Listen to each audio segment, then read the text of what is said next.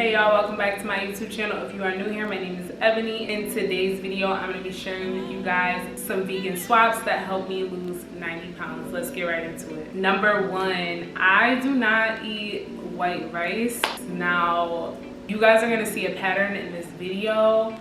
A lot of things that are white, I do not eat. I learned that these things are extremely processed, extremely refined. They are depleted of a lot of nutrients. If you're trying to lose weight or if you're trying to transition to a plant-based diet, you want to make sure that you are getting an abundance of nutrients because that's how your body is going to thrive. You know, our bodies thrive off of vitamins and minerals. That's the whole purpose of us eating. So I don't buy bags of white rice on a monthly basis. Like, it's every once in a while. Even brown rice, I really just don't buy it. You want to be trying to get nutrient dense foods, superfoods into your lifestyle, especially if you're going vegan. You have to replace what you're giving up when you go vegan. Like, you're giving up sources of iron, you're giving up sources of protein when you go vegan. So you have to make sure that you're eating superfoods so that your body isn't like lacking nutrients. Even though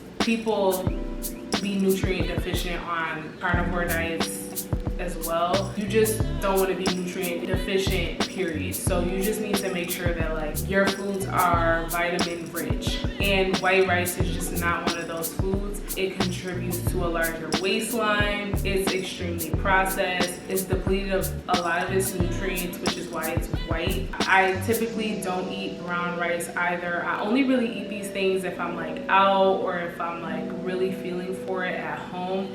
But on a weekly basis, I'm grabbing 2 things of quinoa, and that's on period. Quinoa is a great source of protein, and that is where I try to get my plant protein from. It does cook differently than white rice. So if you know this is your first time making quinoa, I would say watch some videos. Make sure you rinse it really well. A good strainer to rinse it off because quinoa does taste a little bit different. It does have to be cooked. It's very similar to white rice, but if you've never tasted it before, it's very hard to explain. But just make sure you do your research and you know how to cook quinoa before you try and make it. Number 2, white flour. Again, white flour is depleted of a lot of its nutrients. That is why I don't buy it. I know you guys are used to frying y'all chicken, y'all fish, and you know everything in white flour, but I made a switch over to spelt flour when I went vegan. You can find spelt flour on Amazon. You can find it at your local health food store. They have it at Whole Foods. Spelt flour is a great all-purpose flour. You can use it for frying whatever you want to fry, whether it's meat or whether it's vegetables. You can use it the same way you would all-purpose flour. Number 3, white salt. Table salt, I don't buy it. I know I said like I buy brown rice or white rice here and there. White salt is something I don't play with. I don't buy table salt, iodized salt. I don't touch it. I only grab sea salt or pink salt. It's extremely refined, extremely processed, and those are the things that you want to stay away from if you're looking to drop a lot of weight. I'm talking about 50, 90 pounds. You're trying to become your best self. Stay away from table salt and try and find you some pink salt, Mediterranean salt.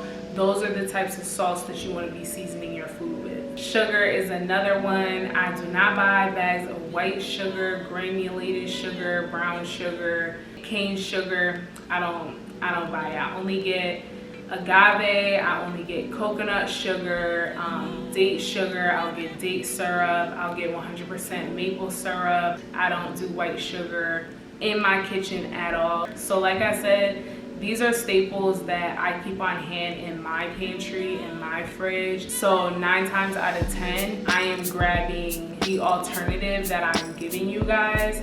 I live my life on an 80-20 principle. So 80% of the time, I am on a whole foods plant-based diet. I'm trying to eat as clean as possible. And then 20% of the time, I have a little fun. I'll have some processed foods, might have some white sugar, might have some white salt. You know, eating out at these restaurants, you really can't control what they put in the food. But when it comes to my kitchen, I have control. So obviously 80% of the time I'm cooking at home and I'm making my own meal, so this is what I put in my food. The last one, oil. I don't buy canola oil, I don't buy vegetable oil. I only grab avocado oil, grapeseed oil. I used to cook with coconut oil, olive oil sometimes. Those are like the 4 oils I go through. I don't do a lot of frying, so like it's not like I'm running out of oil every single week. I have to buy oil. Like oil is something that I'm buying on a monthly basis. Like I'm not using a ton of oil in my cooking, and that is something that you want to be aware of. Like you don't want to be pouring oil all over your dishes and all into your food. When I fry, I do a skillet fry, so I'm not using a ton of oil with that either. So I do pick up the more premium oils like avocado oil and grapeseed oil. Being overweight is usually a result of having an unhealthy lifestyle and eating unhealthy foods. So if you just make small swaps in your diet, you will most likely see a lot of results. If you guys gain any value from this video, make sure you like it, make sure you subscribe to this channel. If you guys want to see anything else from me, make sure you let me know in the comments. And yeah, that's all I got for you guys today. Peace and love.